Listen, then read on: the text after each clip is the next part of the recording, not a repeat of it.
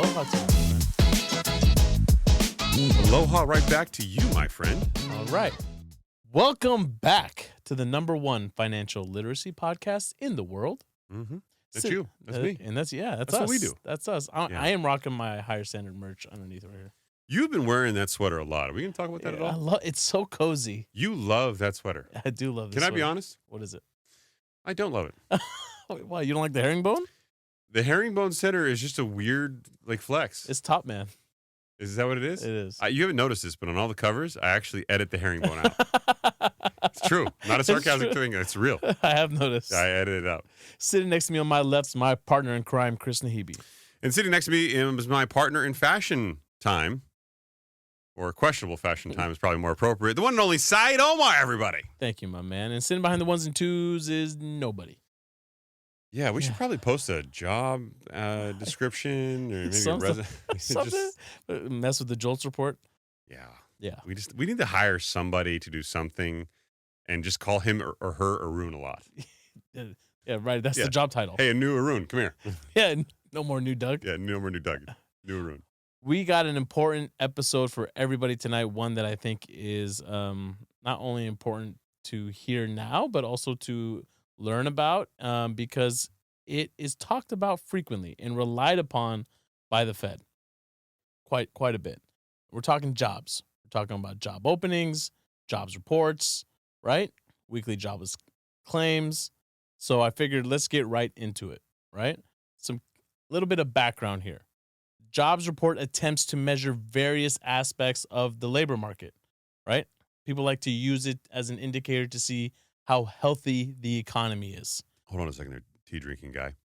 Tea drinking guy. Yeah, loosen up a little bit. The tea's made you too much of an adult tonight. I need you to loosen up. Is that tea with milk in that? What is that? The Starburst? The Starburst is loosening you up? Starburst C4, baby. I'm gassed up. Let's go. Starburst C4. I'm coming with the heat. You're like, hey, everybody out there, let's talk about the jobs report. JOLTS are important for you in America today. Everybody's got a job. It might be a good clip, but hold on. Is this your way of connecting with the youth? I don't know if you know this, Saied Omar, but I'm always connected to the youths.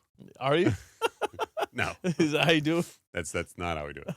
So what the jobs report, what it gives out, the type of information, what people look for is job creation, right? The unemployment rate, obviously, average hours worked, and the amount of money earned. Which jobs report are you talking about? We're talking about the one the Bureau of Labor Statistics puts out the first Friday of every month. So to make it even more complicated, there's also private numbers that come out, like ADP, people who privately collect this data who are in jobs adjacent functions. Mm-hmm. Think of that as sort of like Redfin, right? Like Redfin's in a data business, but it's kind of adjacent to their primary business of data collection on the side of homes, but they also do that under the auspice of providing a service to the consumer, which gives them a reason to get data in. ADP is no different. They handle a lot of payroll for America, so they have a good insight and grasp on what these things are with their resources. But there's also the Bureau of Labor Statistics, as you mentioned. And the Bureau of Labor Statistics, well, it's a government agency. Mm-hmm. And without knocking anybody who happens to work for a government agency, let's just say there has been a little bit of fanfare around some of the numbers in the last year or so, particularly about how the reported numbers coming out seem to be a lot stronger than people feel like they should be. Absolutely. And these numbers can be revised up and down. And unfortunately for us, these numbers are relied upon when the Fed likes to make their decisions. Yeah, and I should be clear, okay? Typically what happens is the number comes out, Fed makes their decision, and then they're revised up or down. And you're like, wait a minute, how is this logical process? Exactly. Right. So you think of it this way. When jobs reports come out, if the data is showing that there are a lot of new jobs, there's low unemployment, and there's higher wages being earned, that comes out from the report, usually translates that there's higher spending and higher economic activity going on. Therefore, the Fed feels like there's not much we need to do right now. Everything's very positive. On the flip side of that. Yeah, so I have a fundamental problem with the Fed's barometer on this. Mm-hmm. So it is certainly the part of the dual mandate of the Fed. So they have an obligation to look at jobs, unemployment, and job stability, right? But what I will say is the Fed is disconnected to reality. If Jerome Powell had to go out and look for a job, it's not the same as you going out and looking for a job or me going out and looking for a job. So them looking at numbers going, you know what, everything looks fine to me, I think is just the wrong way to do it. I mean, I don't know how else to say it without sounding like I'm being, facetious, but you're having people who clearly make good money, who are public profile, high profile people who could get a job if they wanted to because of the high profile nature of what they're doing as a Fed governor, for example, sitting in a room talking about numbers of how payroll and private payroll are impacting the United States average American citizen, but they are not the average American citizen. Right. And we're going to get into it right now on the show about why something like the jobs report is something that investors shouldn't be relying upon solely when making their decisions on what to invest in or where the Fed is really going to go. Because it's not as predictable as just looking at the jobs report, because there's a lot wrong with the jobs report. First, it's a lagging indicator. Yep. Like housing, Yep. Right? Number two, the headline numbers can be extremely misleading. Okay? Take, for instance, the unemployment rate. It doesn't include discouraged workers, right? And it also doesn't include the people that are working multiple jobs. So just because the unemployment rate is low, that doesn't take into account how overworked some people are, working 2, 3, maybe 4 jobs. And I have said on the show multiple times, and I've been, kind of chastised for saying it. I believe more American workers today are working multiple jobs than ever before in history. There's data that supports this. There's data that's somewhat ambiguous. The problem is the jobs data in and of itself, as you noted, is flawed. But there are a lot of people who are doing what I call the unethical version of it, where they're working 2 full-time jobs for 2 companies, 9 to 5. I think that's unethical as hell. There's a lot of people who are working 9 to 5 and then working 5 to 9, a second job. And I don't think that's unethical. I've been criticized a lot for saying that, particularly people who are high profile like me. The people go, okay, we want you focused, Chris, on your job. It's an important one on your day job. And to that, I've always kind of questioned the sentiment around it, because what I would say is number one, it's a free economy. If you're paying your workers well enough, right, they shouldn't feel the need to have a second job and can do things like run down hobbies. But some workers, no matter how well you pay them, are always going to want to maximize their time and work more. Now, you could say, well, if you're a salaried employee, you should be working more at your primary job and being better and hope for a promotion. Okay, but that doesn't allow someone the mental break. That isn't theirs that they own. There's just this weird logical fallacy like, hey, if you're a doctor, that's all you are. Why can't you be a doctor who also has a business at night that produces medical supplies? Absolutely. You'd go, that makes sense. He's a doctor who produces medical supplies. Why can't you be a hobbyist who makes, I don't know, miniature trains and sells them on Etsy? If you like building trains and you have a side business selling on Etsy and you do that at night, does that mean you're a terrible doctor? Yeah, because for them too, it's not even about the money. It's about the love of the sport. So I think there's people who fall into both camps, right? Passion or need. But that being said, there's nothing wrong with it as long as you are doing your job well. Absolutely. So back to this also, another problem with the jobs report, it ignores key industry and geographic trends. Okay. The National Jobs Report doesn't reflect regional disparities or sector specific trends. Think no different in 2023 when we had all those tech layoffs, one after another, after another, after another. But the jobs report was saying that the economy and jobs are booming, but it ignored the fact that it was tech heavy, even the financial sector as well, right? I know banks were laying off a lot of people too, right? So it ignores those trends as well. And lastly, there's alternative employment data that can provide a more complete picture. Like what? Like what we're going to get into tonight. Oh, look at you. Look at the segue game. The alley to your oop. Well, I'll take your oopsies. Okay, your oopsies. My alleys. I'll take the oopsies. I want to preface a little bit of tonight's structured show with, I am not going to give you my opinion as much as I'm going to give you both sides to an argument. And what Saied has done is given us a lovely little setup for what I think is an interesting job conversation, particularly in light of what's been happening in Washington, D.C. We're going to use this as a proxy for a bigger picture of how things can and will change.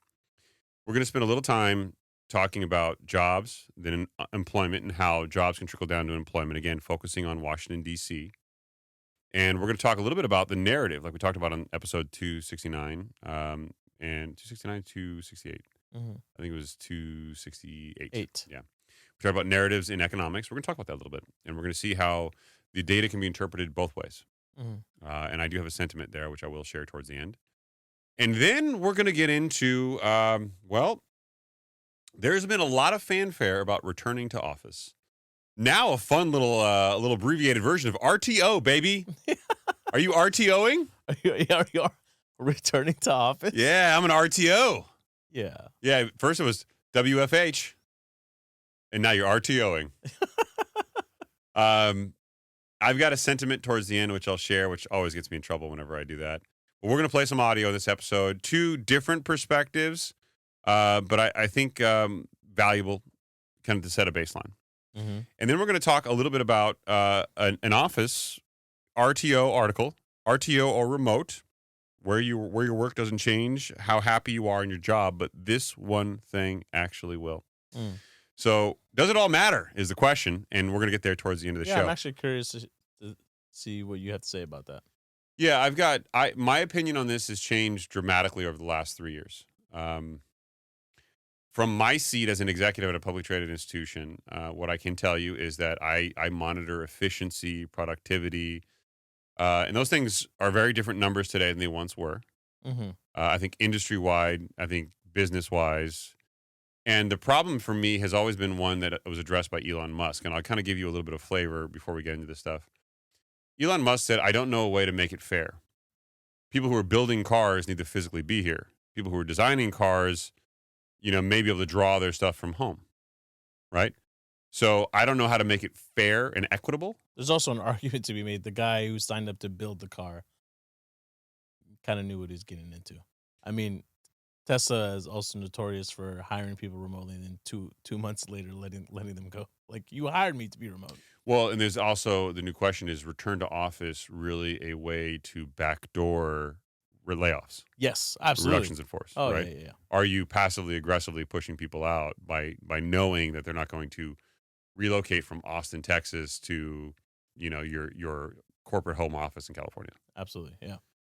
So before we give away too much, let's get into it and let's dial in some conversation here. Unemployment. This is from the chart of the day.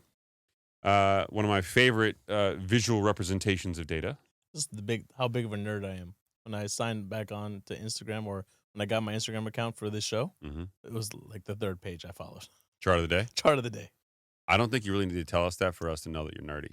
Yeah, I'm just saying. The herringbone. The herringbone. Gives that away. Gives it away. Got it. I mean, name a rapper you've seen wear herringbone recently. I'll wait. A lot of them. No, that's not a rapper you've named. Okay, I'm gonna pull it up. I'm gonna pull it up, and it's gonna. What are you gonna Google? It's herringbone rapper. Yeah. It's gonna make the thumbnail.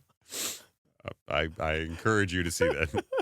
Unemployment spikes in Washington, D.C. as Trump and Musk begin efforts to shrink the government. You've probably heard that DOGE, the Department of Government Efficiency, has been active. So active that we've seen a pretty palpable uptick in unemployment in the Washington, D.C. area.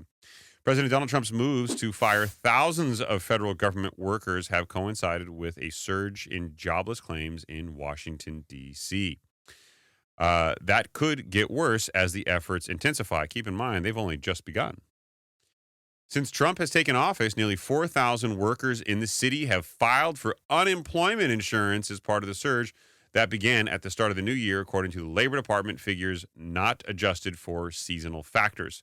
In all, just shy of 7,000 claims have been filed in the 6 weeks of the new year, or about 55% more than in prior 6-week periods.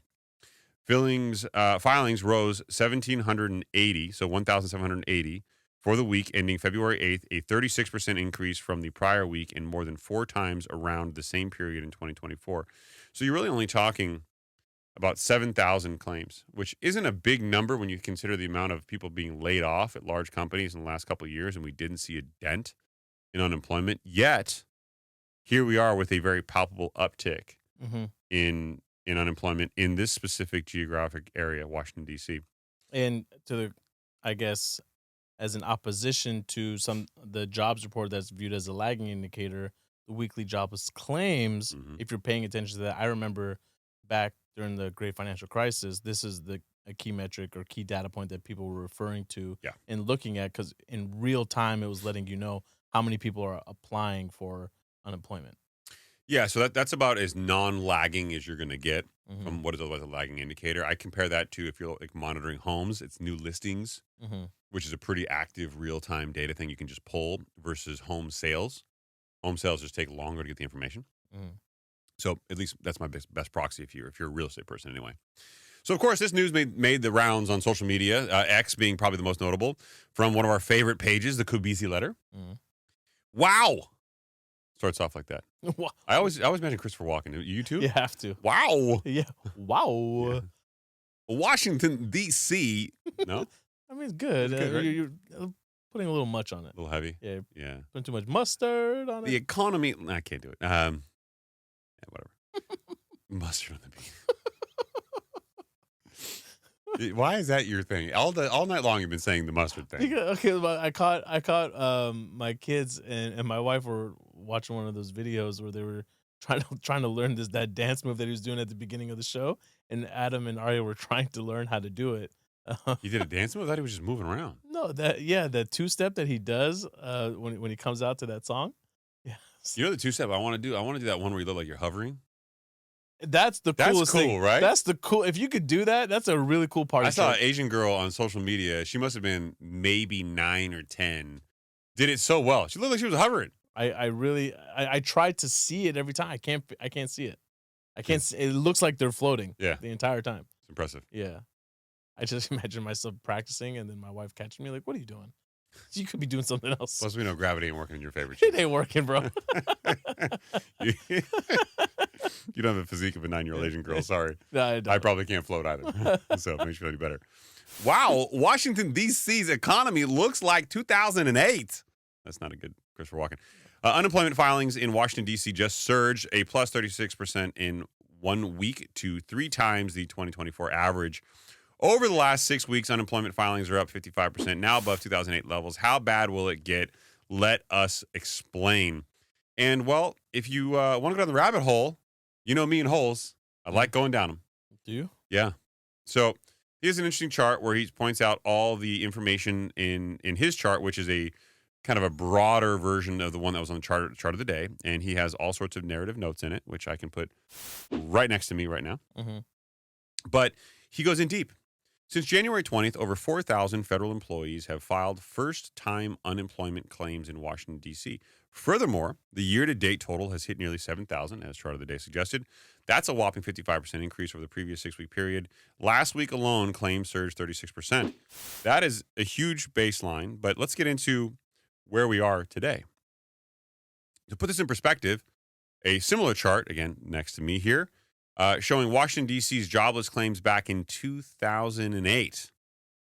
Okay? Weekly jobless claims are now at 1,780, or nearly 15% higher than the peak seen after the 2008 financial crisis. Is higher than that. Again, just Washington, D.C. So nobody go, oh my God, freak out. Don't do that. This is just Washington, D.C. A lot of people there have been centrally focused. Okay, so But and impacted. the key thing that comes to my mind, just because of how much we've gone into all this on our show, Mm-hmm. is we've unpacked and discovered Yeah. that a lot of the positivity surrounding the jobs report has been it being propped up by government jobs. Mm-hmm. Is it safe to assume that I know this is Washington, D.C., are a majority of these jobs government jobs? Yes. I think so, Yes, right? yes.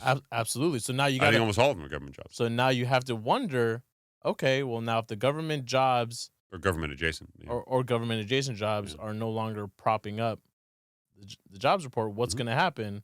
And is Jerome Powell going to have to change his tune a little bit? Well, let's zoom out a little bit more. Let's go out a little farther. We already know from the last episode that inflation has gone up the last 4 prints, Mm-hmm. right? The last 4 months, September, October, November, December, up, right? Leading us to a 3% print, the last one. So it's going the wrong way, incrementally, but going the wrong way. Mm-hmm. You have unemployment now in a questionable status because if government jobs, like you noted, we're propping things up and those government hirings are going to stop because Doge is twerking. Plus, they're also laying off other people as well, right? So it's going to go a full swing the other way. Mhm. At some point in time, I would say probably the next 2 to 3 months, we should see a very palpable change nationwide in job claims and unemployment. So Washington, D.C. is allegedly a proxy, but some of this stuff can be manipulated. Some of the data we're talking about here may be used to imply something that isn't necessarily correlated, but sounds rationally connected. Really? So the Kabisi letter, a page I like, you know this, Mm-hmm. right? They go on to say, furthermore, as we noted in a recent thread, the rise in unemployment is coming with widespread home sales. It's logical, right? Like people in Washington, D.C. are selling their homes because they're unemployed now and they're going to move. I don't want to live in Washington, D.C. I want to move to the suburbs. It's expensive living here. I don't know if I'm going to get another job. I was in the FDIC and I don't want to work there anymore. I want to work in the private sector. I should leave. I mean, who knows? Right. The median home price in Washington, D.C. is down about $139,000 or 20% since November 2024 alone. That's a big drop, right? Mm-hmm. But from November to now, right? That sounds huge. It says year over year, the home listings in Washington, D.C. metro area are up about 23% Year over year. year over year. So Okay. that looks and sounds like a really meaningful change in such a short time. Absolutely. But then you start thinking, wait a minute. Let's put our logical brain on, maybe get out some tinfoil, put on a little hat, Okay. you know? Do people really sell their homes that fast? What do you mean after losing their jobs? Yeah. This is saying that the median home price in Washington, D.C. is down 139,000 or 20%. But we know we've all sold homes. Even if you sell it quickly, you're talking 30 days. 30, 45 days, yeah. Right? And Doge just got started about 60 days ago. I mean, are you really seeing that meaningful of a change based solely on jobs in that short of a time? I mean, it's hard to say, right? Because we know the number of how many people out there, don't have a savings account larger than $1,000. No, I hear you. But listings going up, okay, great. But actual home prices going down, I don't know, dude. But we also know that the number of days homes are staying online on the market before they're sold, that's also going up. Okay, well, just hold on to that thought. I got some data for you to contemplate, which may change your perspective coming up. Mm-hmm. Okay. So the Kabisi letter goes on to say, but it's going to get even worse. Okay, here we are now throwing a narrative. And I like the Kabisi letter. He doesn't have an agenda here, but he has a clear underlying belief that there should be more coming. And I get it. I think there's an asset bubble out there. Stock market, real estate, cryptocurrency for that matter. Everything has an asset bubble right now. I think everything's overvalued. But does that mean that this data suggests there's going to be a break anytime soon? I don't know. It might be a stretch. The New York Post just reported that Doge is preparing to lay off 15,000 IRS employees, which sounds like a lot, but they just hired 87,000. But they just hired from the Inflation Reduction Act, right? Yeah. Wow. Wow. Yeah. 15,000 employees is about 8.5 times the number of unemployment claims seen last week. These layoffs are expected to come as soon as next week. And this was as of February 16th. So 2 days ago. Today is the 18th of February.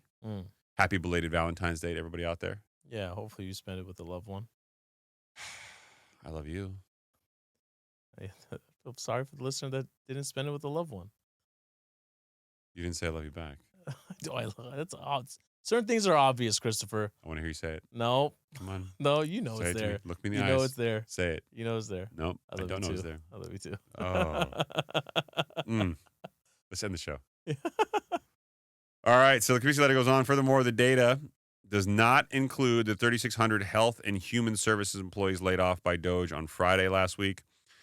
The Kabisi letter expects first-time unemployment filings to surge again well above the 2,000 this week. This could put D.C. unemployment claims at more than 30% above the post-2008 peak. Next, add in the President Trump's offer to buy about 2 million federal workers out to resign, right? There are currently about 2.7 million people who work for the U.S. government.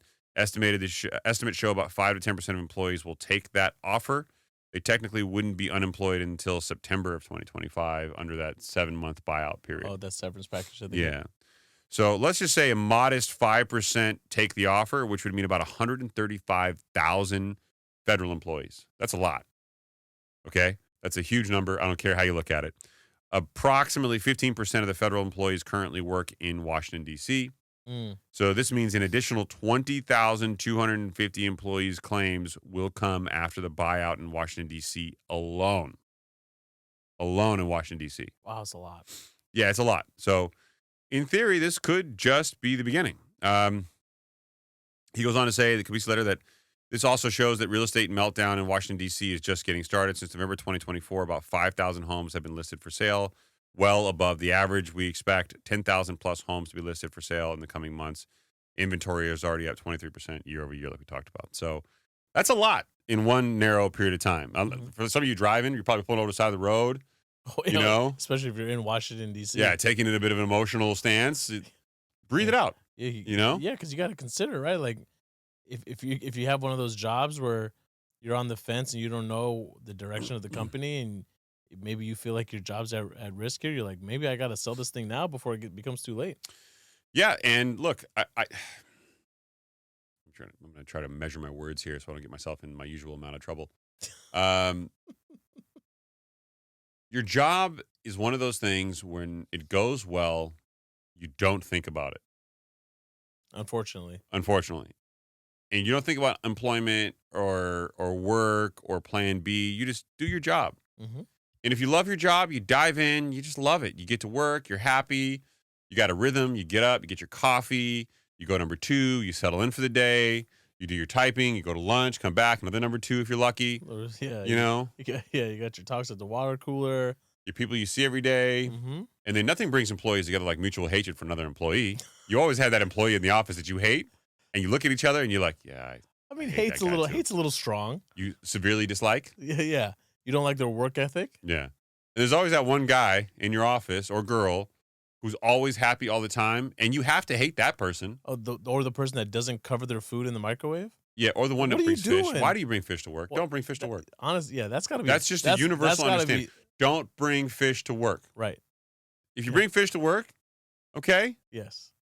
And you microwave it? Yeah. That's just -10. Yeah. And also, like, if I'm down the hall, don't hold the door open for me. Like, don't force me to have to run. Come on. Don't be that person. Just, I can open the door for myself. I appreciate you. Thank you. So I once had a boss, and he will remain nameless. He had parking under the building, and the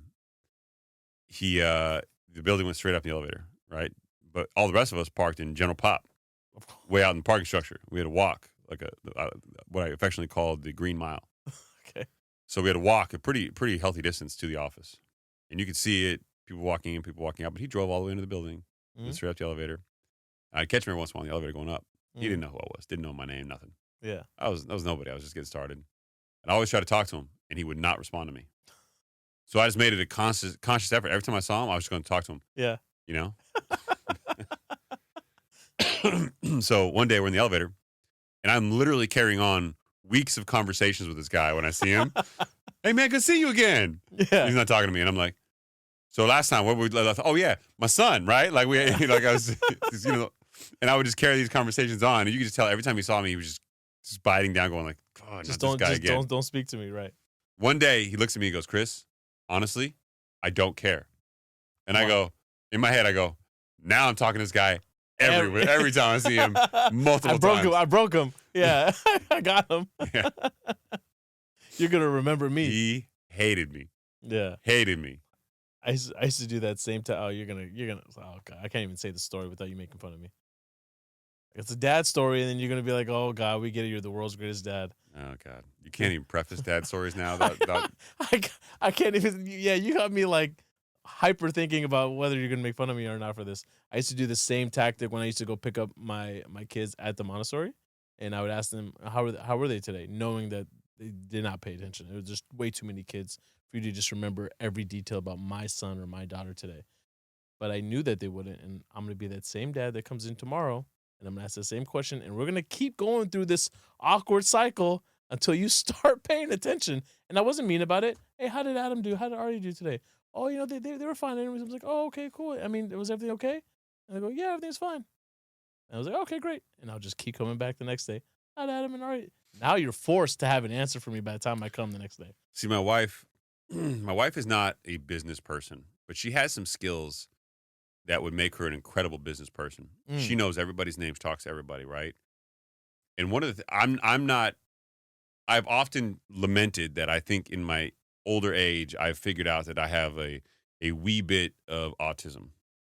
And I'm not even saying that sarcastically. I no, know no, it sounds yeah, that way. right, right. I know that I'm wired differently than most people. Mhm, Like I don't crave companionship in like people around me. I've been working in the studio late at nights, mhm, listening to like rain music in the jungles and stuff, like just calming stuff, right, just grinding out work. I'm totally happy. I'm tired, but I'm okay, totally happy. right. But can appreciate the fact that a little bit of, social hours good for you. No, and I love being social when I'm in the environment, but getting me there is not easy sometimes. And part of it's just I'm just weird. Like I've got weird mental thoughts around it. And I'm not saying I'm crazy, but I'm not saying I'm not crazy. Right. Makes sense. My wife, on the other hand, knows and talks to everyone. And when you're a married woman, it can come off a little flirty. Oh, There's weird things, and my wife just doesn't even recognize it because she just doesn't think this way. mhm, But the proverbial upside is like the teachers at all the schools. They all talk to my wife a lot. mhm. She makes friends with everybody at the park. The entire community knows her, and there'll be people like I'm like, how the hell do you know that person? And she's like, oh, this one time we spoke, blah blah blah. But she knows them by name. She knows their kids. Asks how they're going on. Knows what they do for a living. And you're like, this is crazy. Yeah.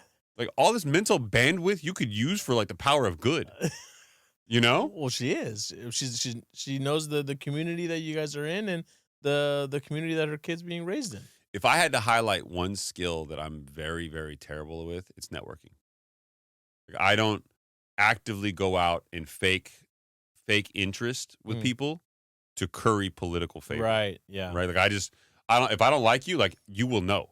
Yeah. Well, there's that, but there's also you want people to come around and see you for the hard work that you're putting in versus you going out there like, hey, look at me, look at all this great work that But I'm life doing. doesn't work that way. Life doesn't work that way, and in the especially in this space that we're in right Mhm. now, like you really have to put yourself. We have to put ourselves out there.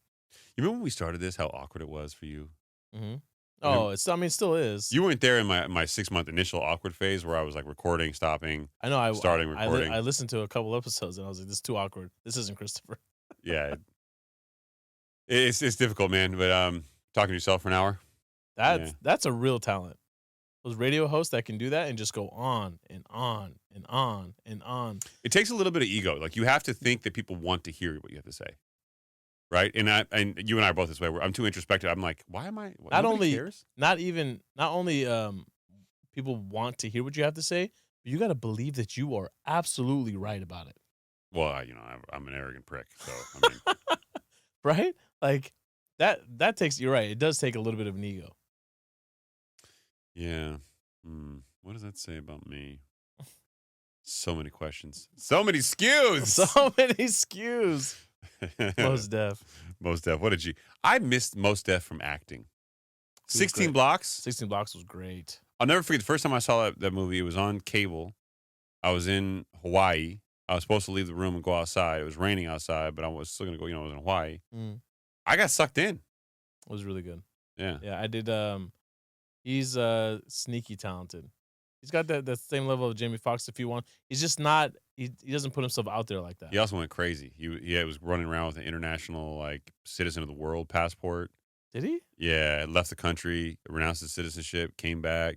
Oh wow. It's a whole thing, man. That's a whole dang. And he always talks like he's drunk. Oh yeah, yeah. I don't Under the know. influence, yeah. I, when you listen to Drake, it's makes me want to go shopping. So many skills. It's true. Yeah. Yeah. So, all right. For those of you who don't know Washington, D.C., there's really a West Virginia, Maryland, Virginia, D.C. kind of major metropolitan area. And if you live in Southern California, you're like, wait a minute, how can that all be like one area? Well, it's all hyper close to one another, and you can kind of drive to each area pretty close. About as probably less time it takes you to get across Los Angeles most days. Mm, So that is really the major market. And we talk about Washington, D.C. specifically, we're talking about a very, very niche, small community relative to what I would call other major cities. Don't get me wrong, it's a huge political environment. It's got a lot of value. It's a huge city. But is it really as large?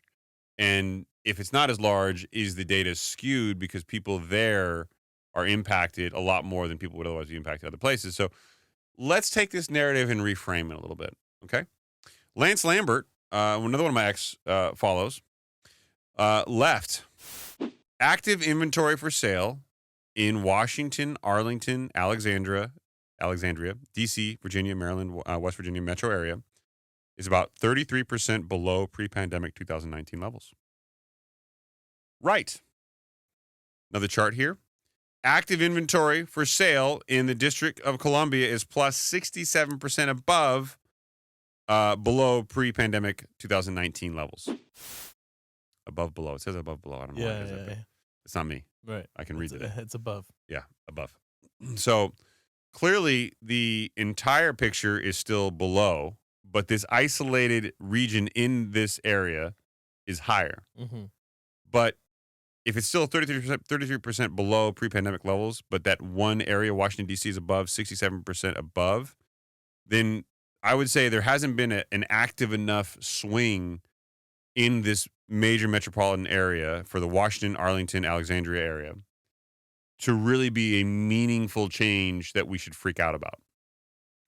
But I have a chart for you, which I think is very telling. Again, from my boy Lance, a.k.a. Lambs. U.S. home prices as measured by Zillow, home price value index fell 0.5%, 0.5% between December 2024 reading and the January 2025 reading. Year over year, however, it's up 2.6%. Since the 2022 peak, it's up 1.3%. Since March of 2020, it's up 42.9%. Ka-chow! For those of you who are Disney fans. But the reason why this is important is there is a chart attached to this particular post. And on the chart, if you're driving, don't worry, Daddy's got you. It's the monthly shift in U.S. home prices, all right? And it goes year by year, and it goes January through December every single year. Mm. And it's really important to note that there's a lot of blue, which means positive home price action. And there's a lot of, call it what I would call grayish or like light red, where it's really negligible. And there's some dark red where it's gone down. And there's very, very little dark red going from 2000 to 2025, meaning there's not a lot of home prices going down. But the January column on the far left of this chart, which goes from years 2000 to all the way 2025, because you got 1 month in January's data reporting, it's almost always slightly negative. It's true. So for us to be freaking out about negative home price values that occur in January, I would say that's probably irrational. And I'm going to be the guy who's very detailed here because I want to drive the point home. Right. I mean, you like it when I drive points, right? All the way home. All the way home. Only when you drive them all the way home. And home is not a euphemism, right? Not a euphemism. Just to be clear. Not a euphemism under the new context of this show. There was an old context? Yes, there was. I thought there was just a paradigm shift in the language, not the intention. Okay. I didn't get that memo. Yeah. All right. January 2020 or 20. No, sorry. January 2000. 0, 0, flat. Okay. Mm-hmm. 2001, minus 0.1%. Mm-hmm. 2002, same. 2003, same. 2004, flat, 0%. 2005, 0.2% increase. 2006, negative 0.1%. 2007, expecting a massive number? You'd be massively wrong. It's down 0.7%, less than 1% down. 2008, okay. When was the great financial crisis? 2007, 2008. Oh, okay. Yeah. So this is where people should have their ears pricked up. 2008, down 1.3% in January. There you go. Okay. So wow, really? Oh, okay. But Chris, 2009 is going to be way worse. That's the height. It's a lagging indicator. Down 1.6% in January. Mm. And for the record, in the last 25 years, that is the worst January ever. There you go. Okay. So 2010, down 0.8%. 2011, down 1.2%. 2012 down 0.8%, 2013 0.1% down, 2014 down 0.3%, 2015 down 0.4%, 2016 0 flat. 2017 down 0.2, 2018 down 0.1, 2019 down 0.2, 2020 flat. 2021, our first gain, 0.5% up, 1/2 of 1 point. The largest gain in the last 25 years in 2022, 1.4% up. January, of course, these are all January months, just to be clear. 2023 down 0.9%, almost down a full 1%. 2024 down 0.4%. 2025 down 0.5%. So, for perspective, not seeing anything that I'm freaking out about here. Yeah, over the last 25 years, we're just slightly below the average. Yeah. Slightly below. A hair. A hair, right? So a small, little, tiny hair. Right. So this is definitely one of those instances where seasonality is at play here. Everybody just got through the holidays. But Lance isn't talking about seasonality, right? And as a matter of fact, this whole headline that you're seeing, unemployment spikes in Washington, D.C. as Trump and Musk begins efforts, blah, blah, blah, it's scary. This is scary stuff, scary narrative. The Kobisi letter, wow. In his walking voice, wow. Wow. Yeah, it's like, wow. Owen Wilson? Yeah. Wow. Anyway, yeah. The Kobisi letter goes off saying, oh my God, housing's going to, he goes down this whole rabbit hole. I mean, I read it to you. I read, parts of it. He really believes that this is going to be a huge housing impact. But what I would say is, well, the data doesn't really seem to show that. Again, this is a lagging indicator, and he could be, saying, hey, February, March is when you're going to see the most of it. That's what he suggested. But as of right now, there isn't anything meaningful. So let's go on to one of my favorite housing pundits, right? Logan from Housing Wire. I love Logan for what he is. And his hair. His hair is fantastic. Well, he is he's a hardcore housing fanboy. Okay? All things housing. We've had some disagreements. He loves calling out the trolls. I have been one of the trolls. And I respect him immensely because he has never deviated from his position. And in this instance, I agree with him wholeheartedly. He's right. You agree with Logan? Yeah, it's painful because he's got fantastic hair, way better than mine. So I want to be negative just because he doesn't deserve hair like that. And he gets more TV airtime than you? The burden of the crown is heavy on that man. Yeah, he does get more airtime than me because he's willing to take a hyper-aggressive stance that I'm not willing to take. That's the thing, yeah. At least, and nobody knows I'm going to cuss or not. It's always a toss-up. You're a loose cannon. If you're going to roll the dice, you're probably going to get an even number. They're going to need to see 3 or 4 months of this. I don't think that's going to... They're going to go, well, Chris, it's out there. It's out there. It's out there. Yeah. So, since World War II, there have been many recessions. That is a fact. There have been many recessions. Okay? But only one significant housing price crash. Homeowner balance sheets and cash flow have never looked better. True. And FICO score data has remained strong for the past 14 years. Is that true? Yeah, that's true. Cash flow has never looked better? Cash flow's everything around me. Cream. Dollar bills, y'all. Oh, dang. No, I don't think so. Come on. That can't be true. Just given where credit card debt is alone. The data suggests that is true. I refuse to believe it. I know. Sorry. I am The delinquencies are up. Bankruptcies are around the corner. We know this. We've reported on this. I didn't put it in the show, but there has been a palpable uptick in consumer delinquency. Yeah. There's been a palpable decline in consumer spending, and there's been some pretty aggressive increases in middle market and small balance businesses in their default rates. We had that whole episode about a month ago where it was my... Yeah, but did this just last month? I had a segment, and I told you so segment.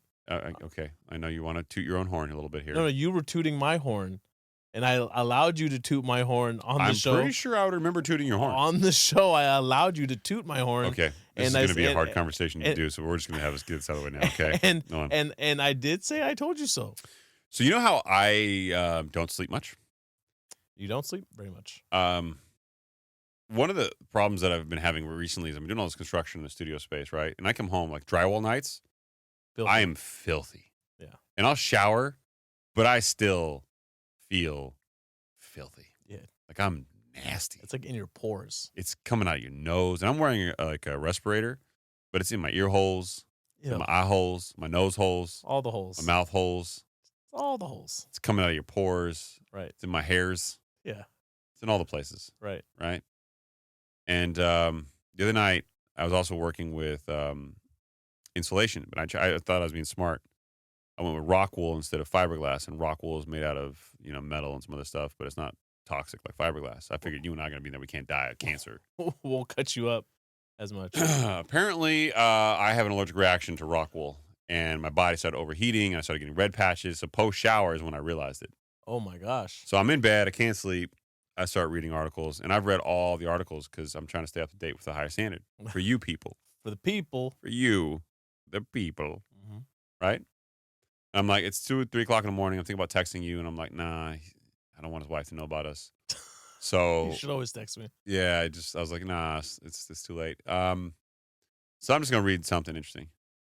And I read an article, and it had this like nice looking older woman, probably in her 60s, talking about how she had to lock herself in her bedroom because she was afraid she'd have sex with somebody.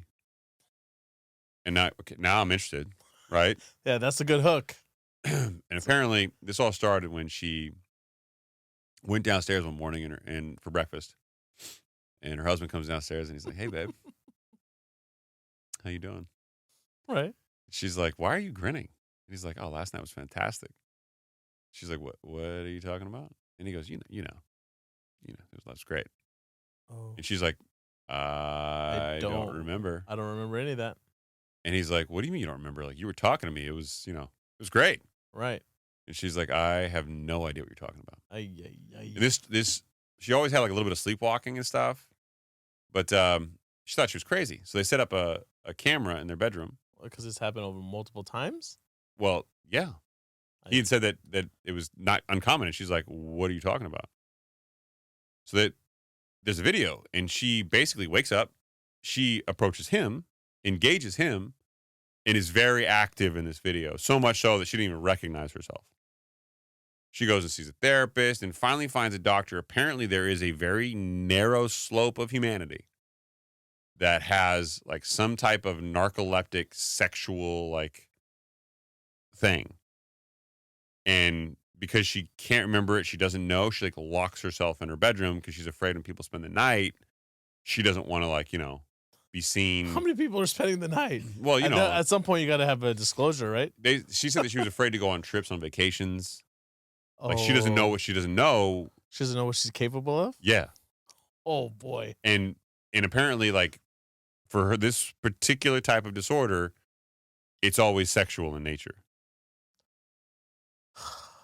And she doesn't know in the moment what she's thinking. It's imagine like on Severance, you have like an innie and an outie, and you don't know what the outie's thinking. You don't know anything about the innie's thinking. She doesn't know what her innie's thinking. The level of restraint that I'm showing right now? I'm currently showing right now Yeah. is impressive. I know you don't want to read the article because you don't read stuff like that, but I will send you the article just in the worst case event scenario. You need to reference something.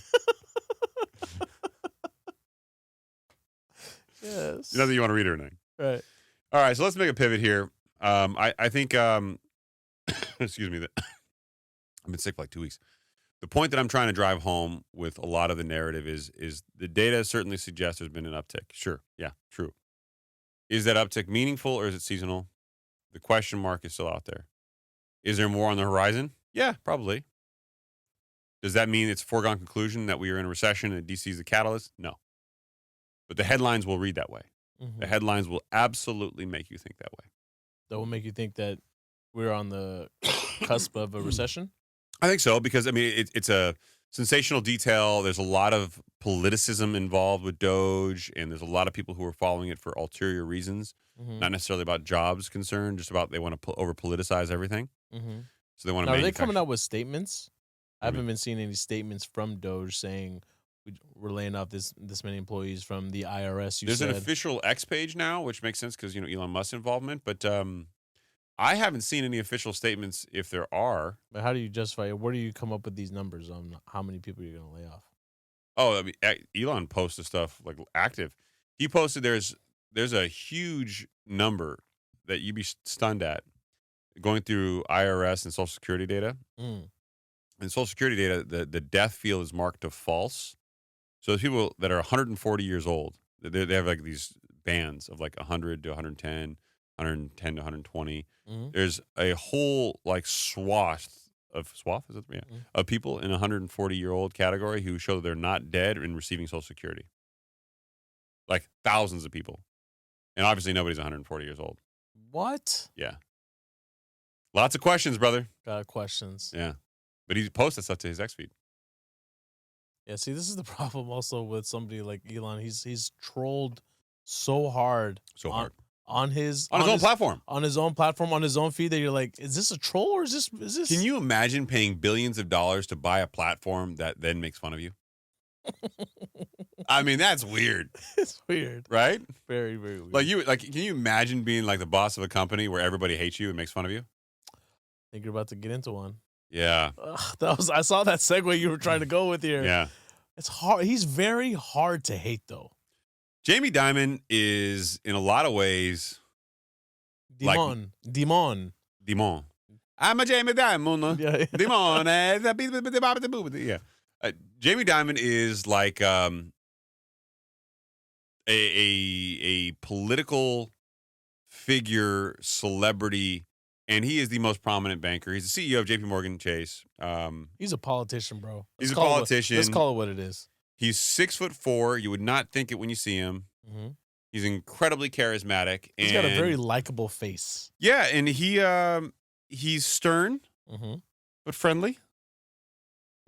Speaks very matter of fact. Yeah, he's like a friend. He's never dancing around a topic. He always picks a side. He's not afraid to hold your hand and make you feel loved.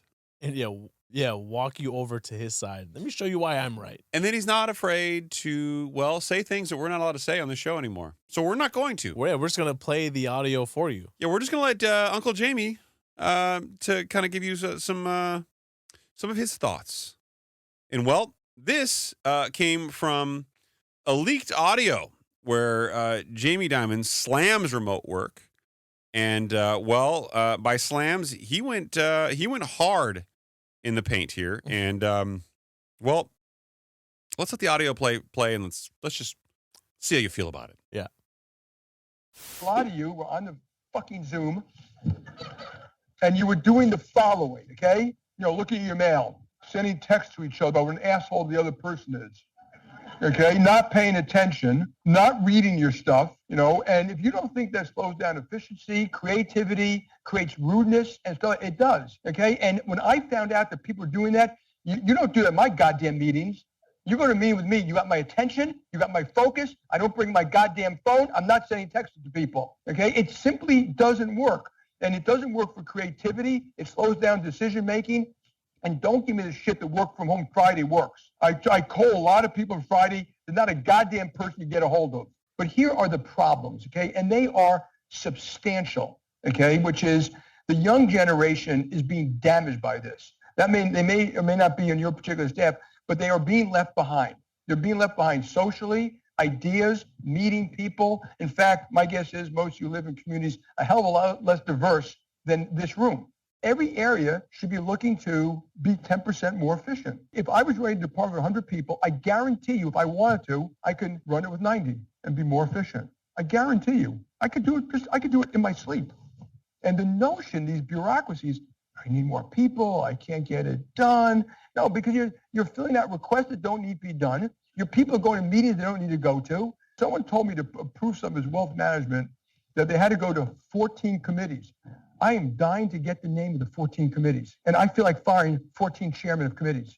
I can't stand it anymore. Now, you have a choice. You don't have to work at JP Morgan. So the people of you who don't want to work at the company, that's fine with me. I'm not mad at you. Don't be mad at me. It's a free country. You can walk with your feet, but this company is going to set our own standards and do it our own way. And I've had it with this kind of stuff. And, I come in, I've been working 7 days a goddamn week since COVID, and I come in and where's everybody else? They're here and there, and the Zooms don't show up, and people say they didn't get stuff. So that's not how you run a great company. We didn't build this great company by doing that, by doing the same semi-disease shit that everybody else does. Well, tell me how you really feel, Unc. Come on, Uncle Jamie. So wait, hold on. This was leaked audio. This wasn't. He wasn't, because he doesn't normally sound like this. Probably on a Zoom that somebody was recording. Yeah. But look, I know this is going to be emotionally stigmatizing for some people. Some people are very triggered by this conversation, and I get it. I am not going to give you my stance on this. Let's get into why they would be triggered. So there is a cohort of people who feel I am just as efficient working from home, if not more efficient. I've proven it over the course of when you needed me to be efficient working from home. I proved that I could be, and I was. Yeah, but for every one of those, there's somebody who takes advantage. Absolutely. There are a whole cohort of people who say, hey, look, I don't have to pay for childcare. I don't have to pay for travel. I don't have to pay for new clothes. So I get the effect of an increased salary without an actual increased salary. Absolutely. There's a lot of questions around who's watching your kids. Are you really focusing? All that stuff. Fine. Right. And then, look, he's not wrong about the next generation. I don't know that I'd be in the position that I am in today if I didn't come in and work a lot of hours. And I still work a lot of hours. I'm not, and I hear, I don't know if he's working 7 days a week. I don't know if that's just, grandstanding. But look, I get it. He's probably working a lot. Mm-hmm. Does he need to work? I don't know. But is he in that cohort of people that we talked about on the top of the show that he's working extra hours because he's passionate? Or is he working extra hours because he needs the money? Mm-hmm. I think in order to be a CEO in his role, you got to be passionate about it. You got to like what you do. And he probably loves what he does. Yeah, he loves that he can make departments more efficient. But he's not wrong that efficiency for corporate America is changing. The landscape is changing. And I don't really disagree with anything that he said. You don't have to work for JP Morgan Chase. Exactly. Right. And I think that's what really stood out there at the end with what he said. Here's my thoughts around it, and I'm thinking this through like on the fly. Okay, I agree with you wholeheartedly. I too would not be where I am at if I wasn't for me coming into the office and staying late in the office, right? And collaborating with some of my colleagues and them taking me on and being my mentor, right? And teaching me the way. Yep. Okay. Was I one of those people that was extremely efficient working from home during COVID? Yeah, absolutely. I was. Was I probably working more than I ever was before? Yes, I absolutely was. But I can also see a world where, as you said, like the younger generation is getting hurt by this. Mm-hmm. Those that need to learn and need the opportunity to be in front of others, right? To learn, to gain that mentorship. And how are you going to ever get yourself in a position to where you can, succeed without given that opportunity working from home? It's never going to happen. Yeah, I don't know how you get those opportunities when you are. I don't know how you stand out other than if you're in a job that's much more quantifiable. But then the other problem with this too is I can see a world 20, 30 years from now where this is the way. Yeah, no, I can too. And I get that I have very mixed emotions. Like I personally think that we need more flexibility in the job environment. I think part of the stigma of returning to office is that we're so rigid on when you've got to be there, when you got to leave, that hybrid like schedules to me make more sense. And I'm not saying I work from home on Fridays. I'm saying you're an adult, do your job, be present for meetings. And when you can't be because you're working from home because you have that flexibility, just do it responsibly. Yeah, exactly. Do it well. I mean, the numbers on this are pretty staggering. So remote work peaked at 60% during the pandemic. Which was insane. That's a wild number. Yeah. Has since stabilized at around 28% of all jobs. Which is less than I thought, frankly. I thought more, but it's really, how much of this too do you think has to do with Uncle Jamie realizing, like, look, we can't have all these office buildings collapse. Oh, dude, he's very political. He's very sharp. He knows that this is really at play here. I don't think that's what's driving his passion about it. I think what's driving his passion is, and I struggle with this. I'm in the office every day. I tried to work from home, I think 2, maybe 3 weeks during the pandemic, and I just could not do it. It just wasn't me. And I was going back in the office when it was a ghost town, like no one was there. And it was weird. It was eerie. But I fall into the camp of I'm there a lot. Mhm. And there are people who put in more hours than me, 100%. 100% there are. I just think there's something meaningful about being in front of one another. Mhm. Not all the time, but you got to build a rapport with people beyond just the screen. Mhm. And I just want to know the names. I want to know the names of people who get a call from Jamie Dimon who big league him and don't answer. If Jamie Dimon's calling you on Sunday while you're in church, you walk out the church. I feel like that was a little bit of an exaggeration. Come on. I don't think it is. No one is not answering Jamie I don't Dimon's think it is. phone I think calls. someone's like,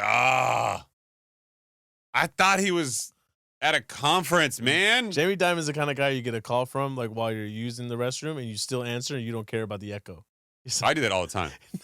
If you call me and it's echoing, I am probably in a bathroom. Yeah, right. Hey, are you using the restroom? No, man. No. I'll tell you straight up. And let me ask a question, just out of Like, morbid that's how committed I am to you. I answer the call while using the restroom. Can I ask the question? Yeah, ask it. It's the obvious natural progression. What's so offensive about me talking to you? I'm going number 2. It's a little offensive Why? because I don't want to hear what's going on, But what if you don't hear it? but I will hear it. You won't hear The it. iPhone microphones, bro. You don't always go audible. What do you mean? It- You mute it? No. You going back and forth on the mute? There are plenty of times where you use the restroom and it's not like a loud shouting match. No, man, you can't do that. Come on. Okay. I know we were joking before. I could never. I'll hit you with the sorry, I'll call you right back, and then I'll call you right back after. Like, and I'll openly admit, sorry, I was using the restroom. I will take a call from time to time in the restroom. Yeah. Do people appreciate that though? That when you hit them with the ignore text, the decline text that says sorry, I'll call you right back, or would you rather just have a missed call and then just I'll call you back? I think people would appreciate it more if you said in restroom, call you right back. But that's got to be a default. I'm not saving that as a default. In restroom, call you right back. How many times a day am I using People the don't restroom? like the ambiguity of I'm in a meeting, I'll call you back, or I'm busy, I'll call you right back. People don't like the ambiguity of not being a priority. Uncle Jamie wants to be a priority. Yeah. Maybe He's going to understand if your bladder's in the way. Maybe that's the default. You are a priority. I will call you right back. I mean, maybe, but I mean, if you say, hey, I'm in the restroom, that's an undeniable reality. Right. You're going to get mad at me for admitting that to you? That should be everybody's default. That should be on everyone's iPhone. Yeah, in the restroom. In the restroom, call you back. Call you back. Done. Yeah, everybody has that. Yeah. Then it's destigmatized. Everybody has that. Right. You can't even get mad. It's one thing that if I hit you with on a call, I'll call you right back. It's like, wait, that call is more important Who's than my more call? important than me? Right. My call is way more important. I'm Jamie Dimon. Who are you talking to? Brian Moynihan? Right. Exactly. I He's mean, not that important. no. Come on What now. are you doing? Yeah. You're on the phone with David Solomon? Ha. Goldman? Yeah. Stud. All right. So this from, TikTok. Okay. I'm going to be honest with where I'm coming from here. And I know those people are going like rolling their eyes. Bear with me. This is classy TikTok. It's back. I don't know where it's at right now. You can download it from the Apple Store now again. Yeah, it's a big deal. It was a thing where like if you deleted it, you couldn't get it back. Now you can just get it back.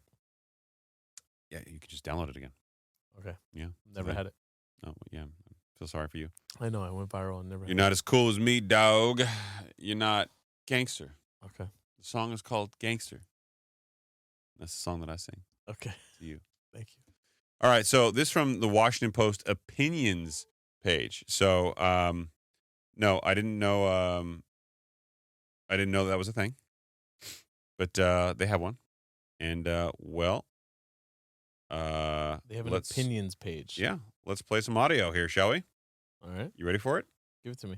All right. Return to office mandates are effectively a form of a pay cut. Now, why might that be? Economists at Stanford have estimated that workers value the ability to work from home at least part of the time at around 8% of their pay, which for context, for the typical worker, that's about $5,000. A number of companies have recently announced return to office mandates. And one way to interpret all of this is that it's effectively a backdoor layoff. The companies themselves, for the most part, deny this. They say this is not about reducing headcount. This is about productivity, mentoring workers, or improving a corporate culture, all of that. But there's reason to think that even if that's not their stated goal, it will be an effect. And in fact, the Department of Government Efficiency explicitly said that their goal in requiring federal workers to come to the office full time is that there will be a wave of voluntary terminations. Now, the question is, will the right people leave? The evidence suggests that it's more likely to be women, it's more likely to be senior workers, and it's more likely to be your most skilled workers who depart in the wake of a return to office mandate. So workers are still fighting back, obviously, but the labor market has softened a lot. Unemployment has gone up, hiring has slowed quite a bit. Now, employers feel emboldened to be able to effectively cut workers' compensation by calling them back to the office. So they're willing to part ways with some of their most skilled workers? I mean, that's some of the people, that's for sure. But it's not all of them, certainly. Right. I mean, So- we've covered this on the show before too. Like, especially back during with all the tech layoffs, we said that this was a way for them to, effectively lay off some people without having this huge old reduction in force, which would ultimately, I mean, that was one of the fastest way to increase profits and help your earnings, right? Yeah. But I would say, look, companies are crafty. They will find a way to meaningfully take advantage of the circumstances to benefit the company. And if this is one way to do that, if you're them and you're saying, okay, senior workers, maybe some females with kids, maybe all these things happening. Yeah, I'm going to lose some talented people, but I'm also going to lose some people that probably should have retired or probably shouldn't be working or probably aren't being intellectually honest with themselves about their capacity to work. And they say, okay, that sacrifice is probably more valuable. And yeah, I'm going to lose some qualified, good people, but overall, the company will be healthier at the end of the day. Maybe that's the alternative agenda. Maybe it's just like Jamie Dimon, where he's like, I just want people back in the office. And do I want 10% of the people to leave? No. Mm-hmm. Is it a natural byproduct? Yeah. But yeah, he knows he has a company large enough to where if people do decide to leave, people are itching and clawing to try to get in. Okay, so let's dive into some of the analytics here. I think the numbers matter. That was an opinion piece. Jamie Dimon has his opinion.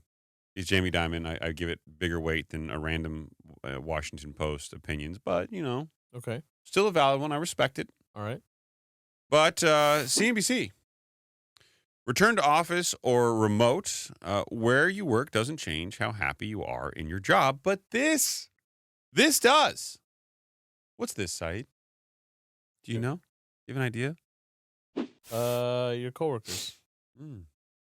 How healthy of a relationship you have with your coworkers. Being as how I'm your only coworker on this particular job, I appreciate you. Yeah. I love you. I love you too. See, now you're saying it back. Yeah. Prompted, but still okay. Yeah. Many employers have called workers back into the office in recent years, citing a need to improve productivity. Sounds familiar. Innovation and engagement, and it's doubled the share of people reporting on site, according to a new report from McKinsey. However, in-person, remote, and hybrid workers all report similar levels of intent to quit, burnout, effort, and satisfaction. And I want to pause there and say that I think there are a lot of people feeling this way. And obviously, the article suggests that it doesn't matter whether you're remote, in-person, or hybrid, that they all report similar interests of intent to quit, burnout, effort, and satisfaction. There's clearly an exhaustion point coming. Mm-hmm. We've had reductions in force. We have people working from home. We're now back in the situation where we've had unemployment starting to get impacted. Wages have not kept up with inflation. Inflation's still going up. It's going up at a faster cadence once again over the last 4 months. I think people are all feeling stressed out economically, mentally. Absolutely. I feel it. Absolutely. I feel it. Oh, so many jokes. So many skews. honestly one of the best interviews of Mos Def. If you don't know what I'm talking about, Mos Def was asked about his thoughts on Drake's music, and his first knee-jerk reaction is, "Why are you doing this to me?" And he answered, and it was very awkward in a very Mos Def way, but it was hilarious. Yeah, do yourself a favor, look it up. Yeah. There is no clear winner when it comes to a working model that provides a high level of employment and employee experience and productivity. McKinsey researchers write, in 2024, 68% of professionals said they work mostly in person at least 4 days a week, up from 34% in 2023, according to an October survey of 8,426 employees and 3,531 executives. So, 11,000 people, call it 25% are executives. I would say this is probably not the best all-inclusive summary, but it's a good, feel. The share of remote workers decreased to 17% from 44% during that time period, and hybrid workers slid from 14% to 22%. So, other way. Other way. Yeah. Okay. Which I think is the traditional in-person office's way of trying to find some happy medium or middle ground. Despite the shakeups, people report being happy with their current arrangements. Nearly 8 in 10 in-person and hybrid workers are satisfied with their schedules, compared to roughly 9 in 10 remote workers. This indicates that some sorting has already happened. People have voted with their feet and chosen their preferred working model. Brooke Weddle, a senior partner at McKinsey and author of the report, tells CNBC Make It. Still, many workers, 39% across all work arrangements, want to quit. 39%. Nearly 40% of workers, no matter their arrangement, want to quit their job. That's a big number. They're just unhappy and they want to leave, but they feel like they can't leave because the labor market isn't where it should be. And whether they're remote or in person isn't their driving factor. That's similar to the 40% of workers who report wanting to quit during the Great Resignation. Wow. So overall satisfaction and happiness with their job has not improved. Kind of wild, right? Right. So, this could come as no surprise. According to the report, people across working models say their company is doing a poor job in fostering collaboration, connectivity, innovation, mentorship, and skill development. 5 key components of organizational health that help people feel happy and fulfilled at work, per the same McKinsey study, and practices that leaders frequently cite as top reasons for getting their people back in the office. It's important to note that the intent to quit isn't true attrition, and many workers stay at their organizations despite being highly dissatisfied with certain aspects of their job. It's a really dark kind of thought process when you think about it. Yeah.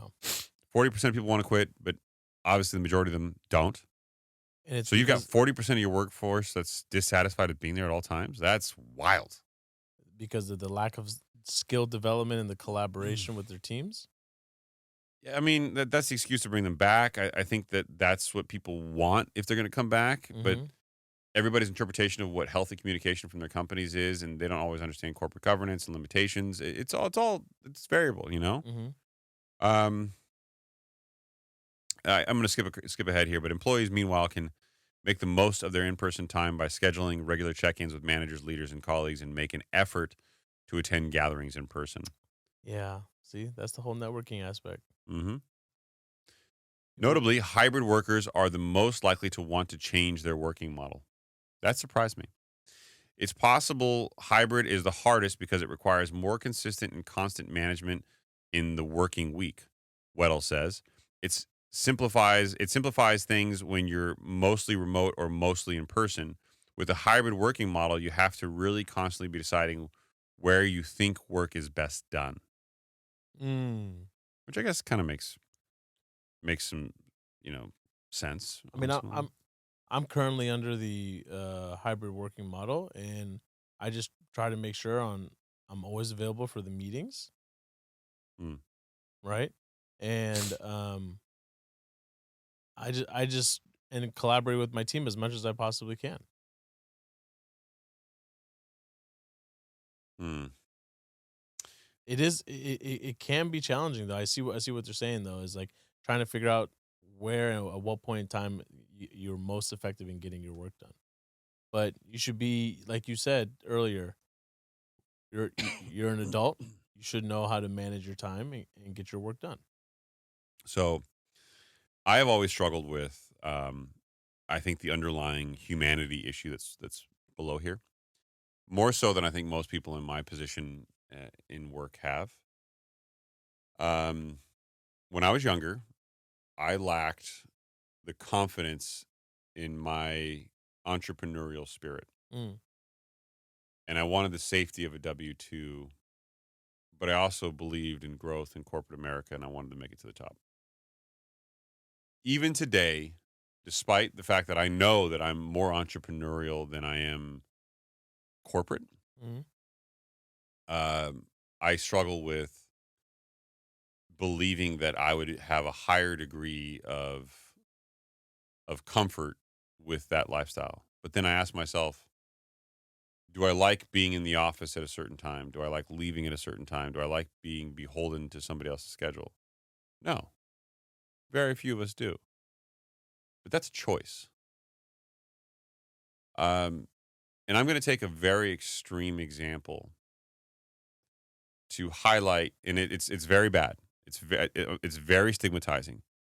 But I'm going to use an example of how trauma is a choice. trauma is a choice. hmm Okay.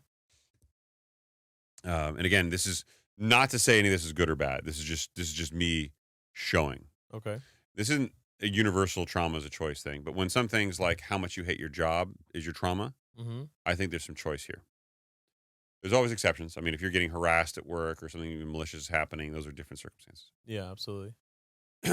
Just 100 years ago, it was not abnormal for people to get married very, very young.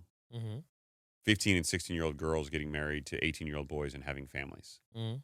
By today's standards, that's a statutory crime. Mm-hmm. So, and much older men had wives.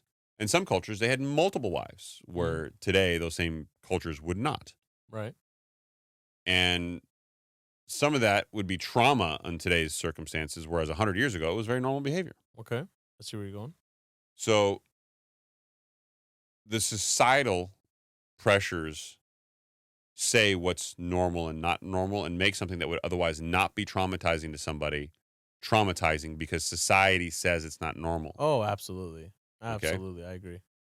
So what I'm basically trying to get at is your perception of good and bad frames if you feel good or bad. Mm-hmm.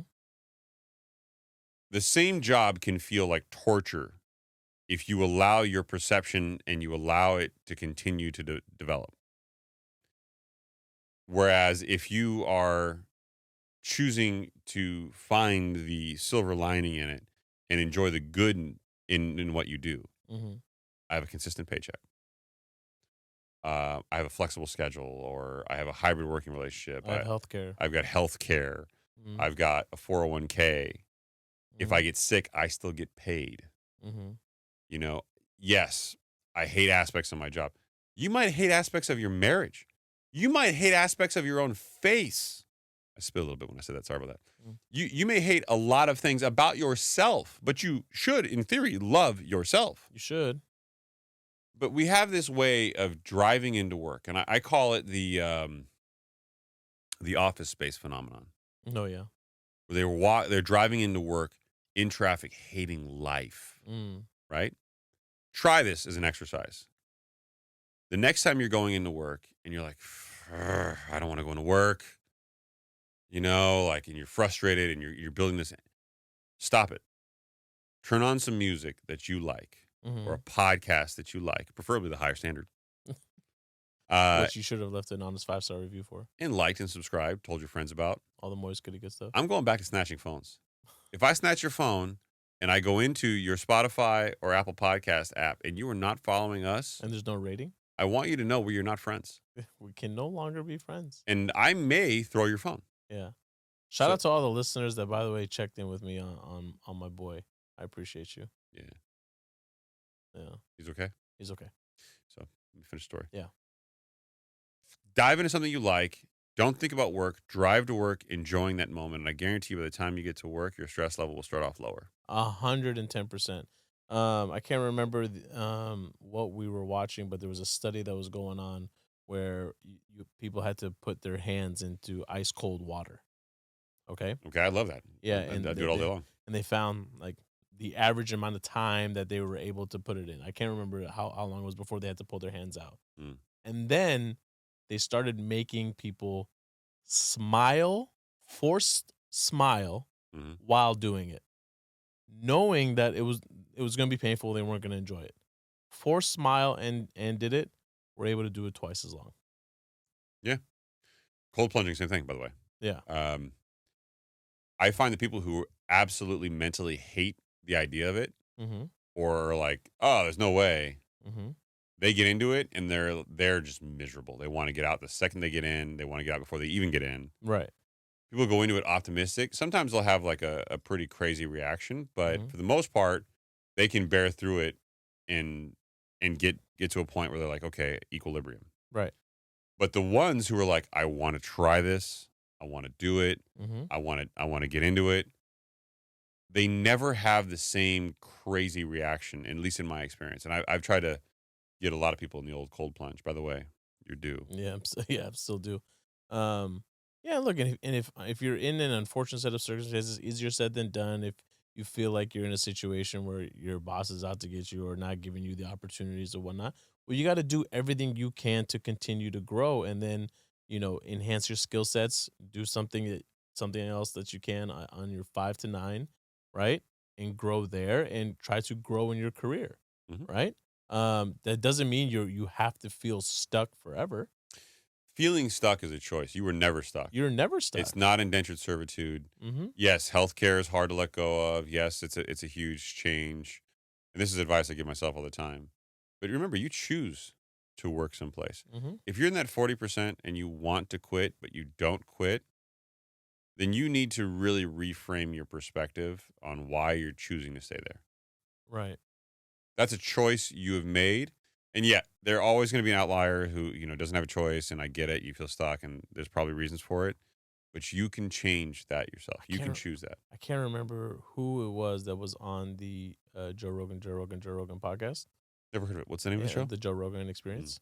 Is that like Mind Pump, but smaller? Not Mind Pump, but very good. So not Mind Pump is what you're saying? Not Mind Pump. Yeah.